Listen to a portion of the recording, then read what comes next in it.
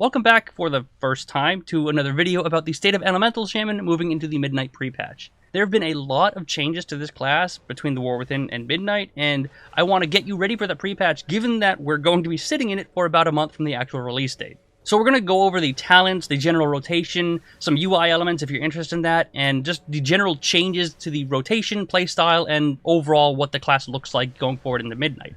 If anything specifically interests you, like the rotations, the talent builds, the UI specifically, I've timestamped everything in the description that you can go ahead and click on to get to any part of the video. Elemental Shaman in Mythic Plus, and specifically Stormbringer, is an incredibly reactive and explosive spec. We have our deeply rooted elements, we have our Tempest procs, we have our tier set deeply rooted elements, and we have the Maelstrom refund of our spenders. All of those things mean we have to really respond to, shiny button popping up on our screen very quickly, very fast to get the most out of the spec. But if we do it right, we can very quickly evaporate a large pack in Mythic Plus by ourselves, easily bursting into the 50-60 million DPS. Guys, I'm having a fucking blast. I don't know about you. Yeah, I was about to say, I'm just casually on the bottom at 20 mil. In Raid, it's less so reactive because you don't have to really think about the rotation as much as we do in Mythic Plus to get the most out of it, but it is still incredibly bursty, making it a very powerful spec for those 3-minute cooldown burst windows. Because of this reactivity in Mythic Plus and a bit in Raid, our rotation, while it does follow a order of importance list, the playstyle speed increases immensely when you get one of those procs for your deeply rooted elements.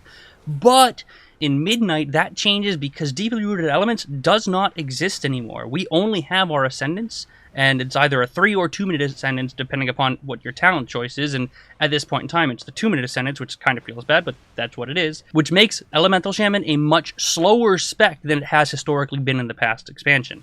Come Midnight, we lose all that reactivity because it's not reactive anymore, it is purely planned. Given that we don't have those procs, we only have our one Ascendance button. And even when we're in our Ascendance, it doesn't even necessarily change our rotation, it just makes our damage numbers go up. The rotation doesn't even really change because Echoes is gone, we don't have to rotate between Ellie Blast, Earthquake anymore, and we just kind of have to really respond to Lava Surge procs, or when we get into Stormkeeper, Tempest procs. Personally, I hate the change because I really like the reactive, explosive playstyle it used to have, and now we're one of the few classes that still has a 3-minute cooldown that we have to spend multiple talent points in to reduce it and get actual value out of it, but it's still a pretty explosively bursty spec, it's just at the cost of a 3 to 2 minute cooldown. So what do we have to look forward to in Midnight? Blizzard is pushing very hard to push us in either the Lightning build row of talents or the Voltaic Blaze Fire side of talents. And as it stands right now in the pre-patch, it looks like we're going to be going the Fire side of talents. There's a lot of talents in there that improve your Voltaic Blaze and your Lava Burst usage, and that's generally what we're looking at as we move forward. When we hit 80, I'm sure balancing and changing will change all of those builds, but as it stands right now, this is what we're looking at. We have our Voltaic Blaze, we have our effectively Voltaic Blaze's cooldown being reduced, as well as increasing its instant damage, and we have Purging Flames, which is arguably the most important talent in this whole spec, because this is what gives us the multiple meatballs. If I cast Voltaic Blaze, I then cast Lava Burst, and bada bing bada boom, 6 meatballs come out of me as they hit all of the targets.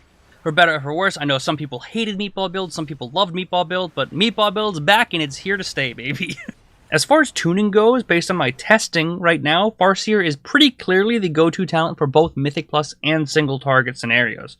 Stormbringer just really can't keep up. It used to be this much faster reactive paced playstyle, but with slower Maelstrom generation you end up seeing fewer Tempest procs, which means fewer Lightning Rods, and overall just a lot less happening moment to moment in the gameplay.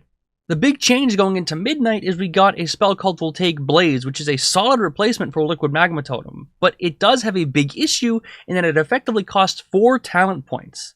Those points are completely mandatory if you want to play this build at all, so there's no flexibility there, and they're later on in the tree, which makes it really, really painful to have to pick up. With Ice Fury and Echoes gone, alongside Master of the Elements being changed into a choice node that we effectively never take with the Fire build, there is no real spell weaving in the rotation. You're not setting up those small buffs we're used to anymore, we're not adjusting casts to squeeze extra value out of anything, and because of that, our rotation is incredibly simplified. Hopefully there's some tuning changes between now and live, but as it stands right now, Farseer is definitely the default pick because of this. The new tree really heavily prioritizes that new fire build, and even if you wanted to go Stormbringer with the tuning and all those changes, it's just not there yet. In single target, the gameplay is super straightforward. You keep up Flame Shock through Voltaic Blaze, you press Lava Burst until you can't press Lava Burst anymore, then you cast Lightning Bolt to build Maelstrom, and once you have enough, you spin it on Earth Shock or Elemental Blast. Even during your Ascendance, the priority doesn't change at all. You're still pressing all the same buttons in the same order. The only difference is they hit harder, so the cooldown doesn't meaningfully change the gameplay in any way. In multi-target and Mythic Plus, the rotation changes slightly, with Voltaic Blaze being the most important button in your rotation and not just a Flame Shock upkeep tool. You press it on cooldown, and after that, your rotation becomes pretty much incredibly rigid, just like single target. It changes a bit because you don't press Lava Burst unless you have a Lava Surge instant cast proc with the Voltaic Blaze buff active. Aside from that, and out of that specific window, you never press Lava Burst even if you have a Lava Surge proc. You always want to spend that Lava Surge on the instant cast with the Voltaic Blaze buff.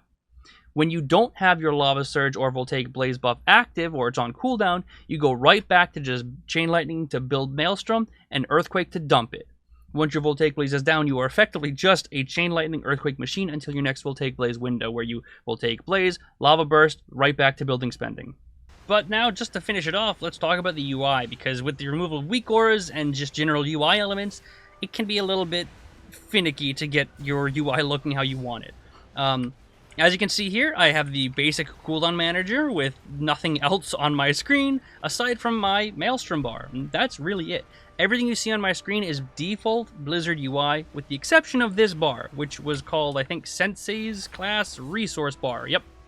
And if you look, I can Flame Shock, build up my Maelstrom, and you can see it's actually very responsive to how quickly it comes out. It's not as ideal as a weak aura because it doesn't have the predictive Maelstrom gain as you would be used to in the War Within, but it's pretty much as best we can ask for, considering that Blizzard doesn't want that in the game anyways.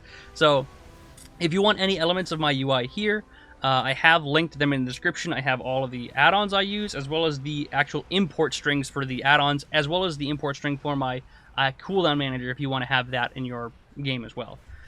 But that's all I have, really. Elemental Shaman, it's a big shift. It's a big shift from what it was in the War Within. It's definitely going to take a lot of getting used to. Some of you aren't going to like it. I personally, not a fan of it. I'm going to give it a shot because I've been an Elemental Shaman main for the past 4 years. And I love the class. Hate what they did to my boy. Look what they did to my boy.